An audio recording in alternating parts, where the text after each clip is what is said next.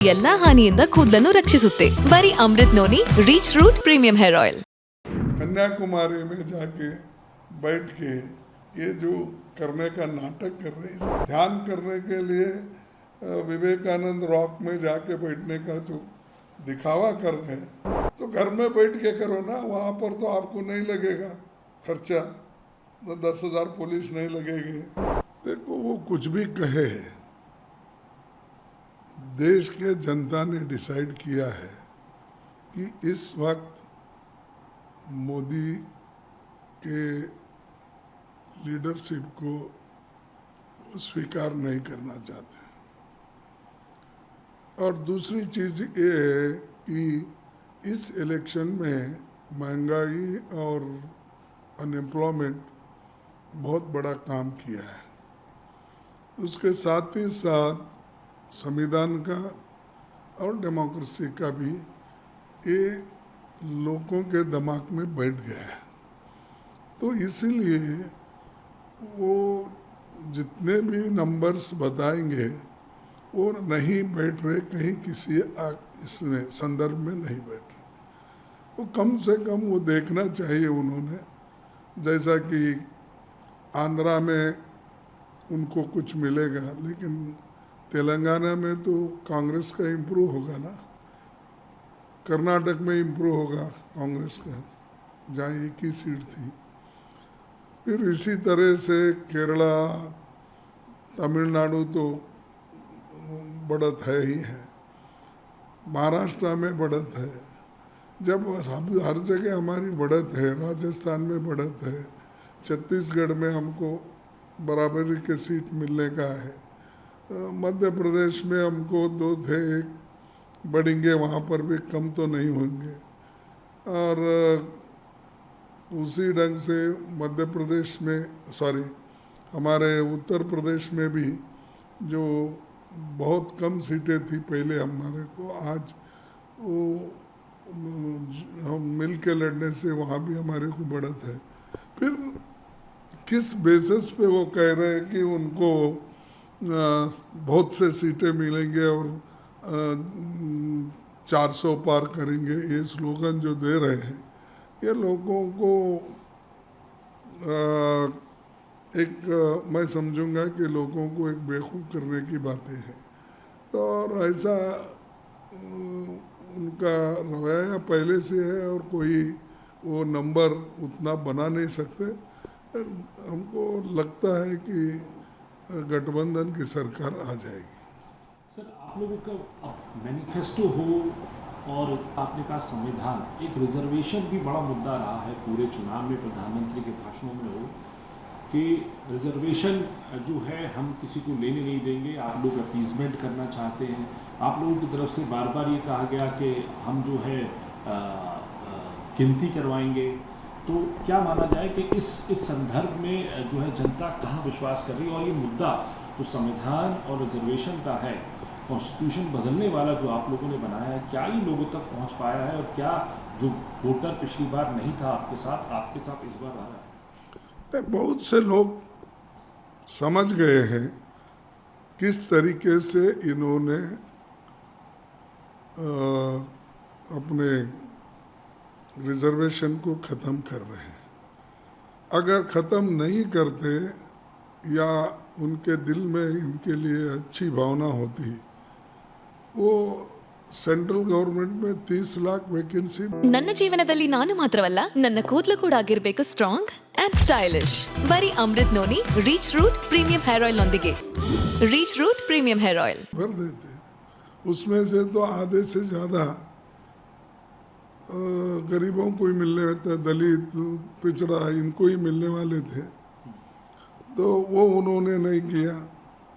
हर चीज़ वो कहते हैं कि बदलेंगे, कैसा बदलेंगे? संविधान में तो ये है, शेड्यूल कास्ट के लिए तो इन्होंने नहीं बनाए, ये तो डॉक्टर अंबेडकर जी ने लड़के गांधी जी के साथ संवाद करके उनसे अश्योरेंस लेके रिजर्वेशन वहाँ से शुरू हो गई कि जो आने वाले संविधान में भी इसको लिया गया, जिसको इससे पहले जो हुआ था वो पूना पैक्ट में बातचीत हो गई थी और वो आगे बढ़ी और आगे बढ़ने के बाद सभी ने माना, पंडित और महात्मा गांधी जी ने सबको मनवाया, पंडित जवाहरलाल नेहरू जी को, वल्लभ भाई पटेल को, सभी को मनवाने के बाद आखिर में ये रिजर्वेशन क्लॉज कॉन्स्टिट्यूंट असेंबली के डिबेट के बाद आया। इनका क्या है उसमें, इन्होंने क्या कहा, मेहनत तो किए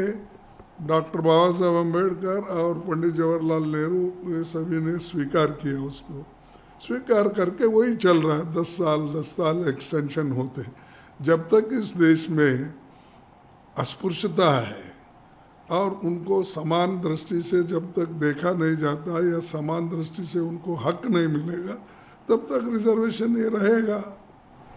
लेकिन आप लोग को तो लगाया कि आप मुस्लिम अपीजमेंट कर रहे हैं, आप उनका हक जो छीन के जो है माइनॉरिटीज को देंगे। अरे छीनने का सवाल नहीं, उसमें ये proportionate to the population of SC ST इस हिसाब से देते हैं, उनका छीन के इनको कैसा दे सकते हैं? हाँ, जो भी असेंबली और पार्लियामेंट सीट आज जिला पंचायत सभी में क्या है, reservation proportionate to the population है, उस प्रोपोर्शनेट देते हैं। और MP सीट, MLA सीट, जिला पंचायत अध्यक्ष, म्यूनसिपालिटी, वो भी प्रोपोर्शनली करते हैं।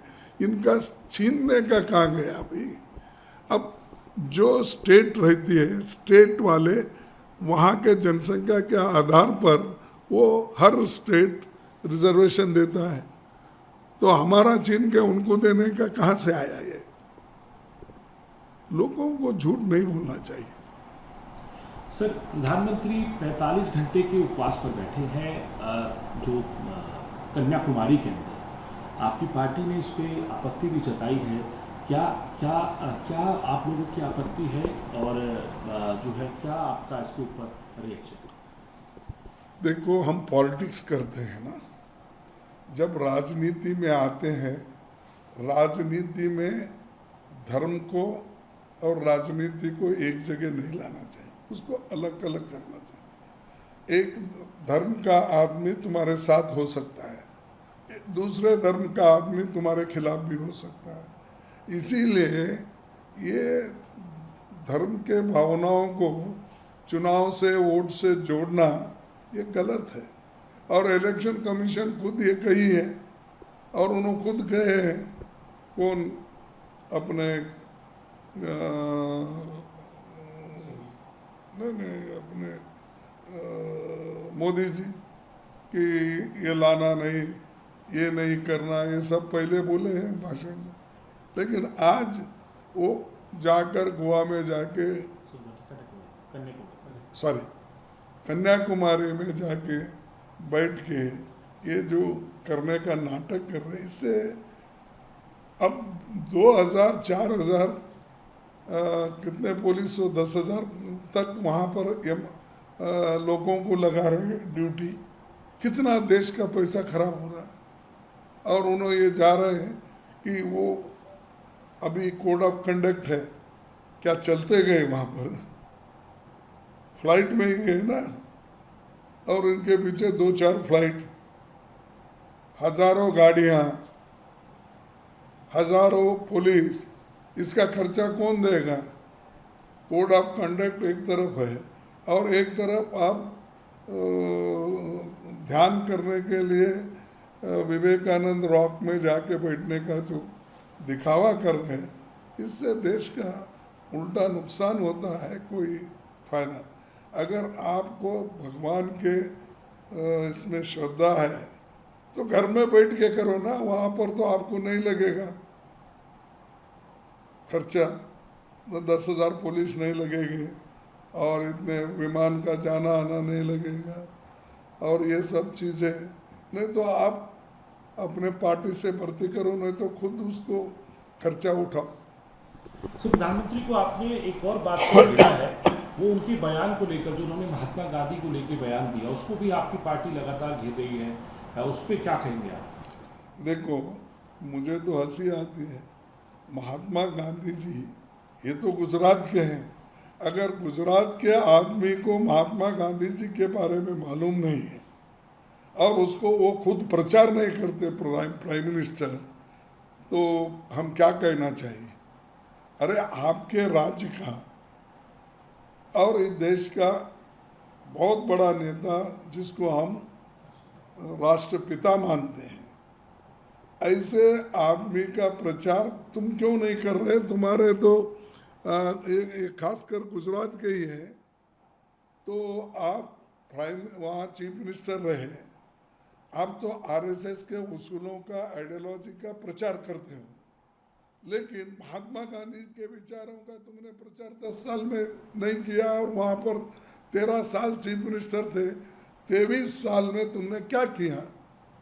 और दूसरों को पूछते हैं, दुनिया को ने, अरे दुनिया को हमने तो बताया। और महात्मा गांधी जी कांग्रेस पार्टी के बहुत बड़े नेता भी और देश के राष्ट्रपिता भी, तो उनके लिए तो हमारे पास तो आदर है ही है, लेकिन तुम्हारे पास उनके लिए कोई आदर नहीं था। आपने गोडसे के साथ जाने का पसंद किया, लेकिन महात्मा गांधी जी के साथ आने का कभी पसंद नहीं किया।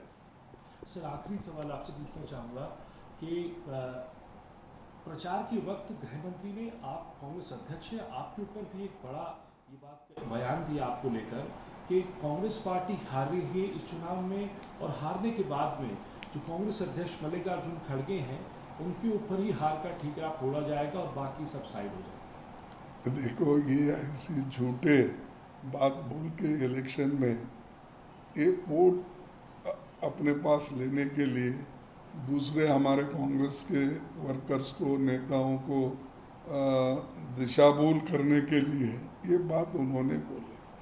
अभी हमने यही बोला है उनको कि आप लोग जल्दी जगह खाली करने वाले हैं, वो जगह हमारे पार्टी को मिलेगी, और उसके बाद में हम वो नौकरी पे वहाँ जाएंगे, और तुम लोग क्या सन्यास लेके आज जो बैठ रहे हैं वैसा विवेकानंद आश्रम में जाके बैठो, या यहाँ पर जो हमारे अष्टलिंग्स हैं वहाँ भी जाके बैठ सकते कहीं भी। तो तुम्हारी जगह तो खाली होने वाली है, तुम दूसरों को क्यों बोल रहे हैं खाली करेंगे? ಅನುಕ್ಷಣದ ಸುದ್ದಿಗಳಿಗಾಗಿ ವಿಸ್ತಾರ ನ್ಯೂಸ್ ಯೂಟ್ಯೂಬ್ ಚಾನೆಲ್ ಸಬ್ಸ್ಕ್ರೈಬ್ ಮಾಡಿ. ಹೊಸ ಸುದ್ದಿಗಳ ನೋಟಿಫಿಕೇಶನ್ಗಾಗಿ ಬೆಲ್ ಐಕಾನ್ ಕ್ಲಿಕ್ ಮಾಡಿ. ಲೇಟೆಸ್ಟ್ ಅಪ್ಡೇಟ್ಸ್ಗಾಗಿ www.vistaranews.com ವೆಬ್ಸೈಟ್ಗೆ ವಿಸಿಟ್ ಮಾಡಿ. ಅಂಗೈಯಲ್ಲೇ ಜಗತ್ತಿನ ಸುದ್ದಿ ತಿಳಿಯಲು ವಿಸ್ತಾರ ನ್ಯೂಸ್ ಕನ್ನಡ ಆಪ್ ಡೌನ್ಲೋಡ್ ಮಾಡಿ.